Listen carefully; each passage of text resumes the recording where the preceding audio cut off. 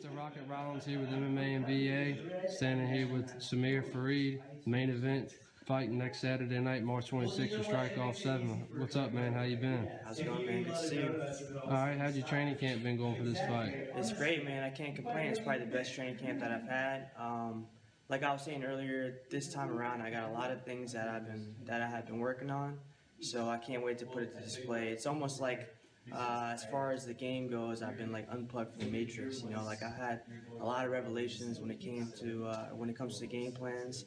I just got a lot of good tactics that I'm going to implement in this game. Awesome, man. Yeah, your last fight was in October. You fought at Patriot Center. You actually go to a student of George Mason, so you delivered with a big, huge kick, got the KO in front of all your friends. How was that? It was cool, man. It's a surreal experience. I never would have thought that I'd be fighting in front of my school. It's really cool because Mason themselves were promoting it as well. So I felt like I was represented for them. So it was a good experience. Yeah, you definitely had the crowd behind you that night, and you delivered.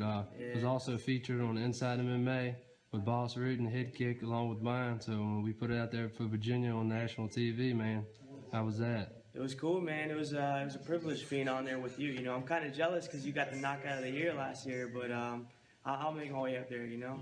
All right. It was a cool experience though. Like I've always been watching Inside MMA growing up. So actually being on there, it's like I said, that's surreal as well. Yeah, that's awesome memories, man. You're 5-1 pro. Your only loss was beginning of last year, February 2015. Yes, sir. It was a hard-fought decision. So I know you've learned. You came back from that, delivered with a big head kick knockout your last fight. So main event spot here. You're gonna have your local crowd here supporting you. So what's the plan to come out for this fight? Just like always, I mean, I don't necessarily kind of work my game plan around the opponents. I always try to have my opponents work into my game plan, you know? All right, man, you did some training with Team Alpha Male. Talk about that experience and what you brought back from that once you got back here. Yeah, man. I was out there for a month. I had the privilege of training with Uriah Faber, Joseph Benavidez. I learned a lot from TJ Dillashaw, all those guys. Even the dudes that you haven't heard about, they're all beasts out there. And another thing is they're all around like my weight class, so I don't have to spar with big guys all the time. It's always speedy guys around my size that have good skill. It was very eye-opening out there. Like going out there, I see the way that the champs train, and coming back here, I can kind of implement that to our gym as well, you know? Yeah, that's awesome, man. For the bantamweight and the flyweight, it's probably the best place to go to get good training. And every day you're going against top 5 guys in the world, so yeah, that's only going to up your game when you come back here and you know where you need to get to that level. How long have you been training in MMA, and what got you into it?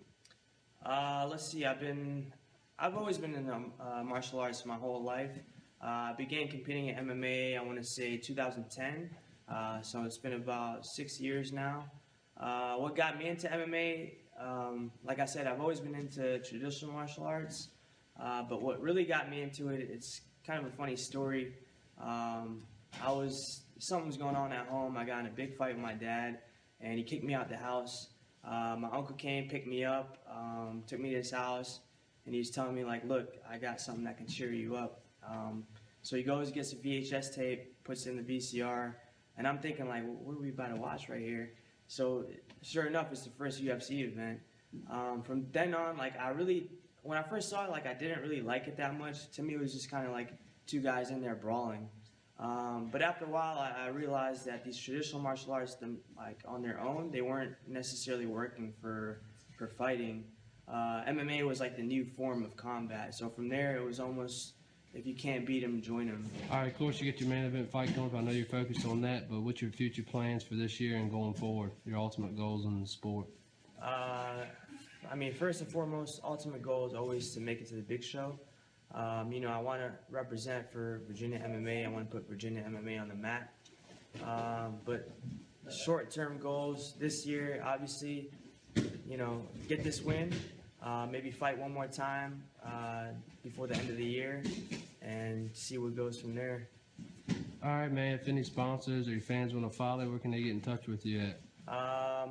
You can find me on Samir_MMA on Instagram or just on Facebook. My name is Samir Farid. Just search me. I'm the only Samir Farid in the world, probably. Also, I want to say thank you to my sponsors, Operation Atlas, and also Oz Blends. Thank you, guys.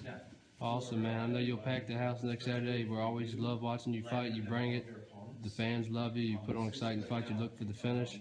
And we'll be there posting results live from Strikeoff 7, and we look forward to talking to you after. Thank you for your time, bud.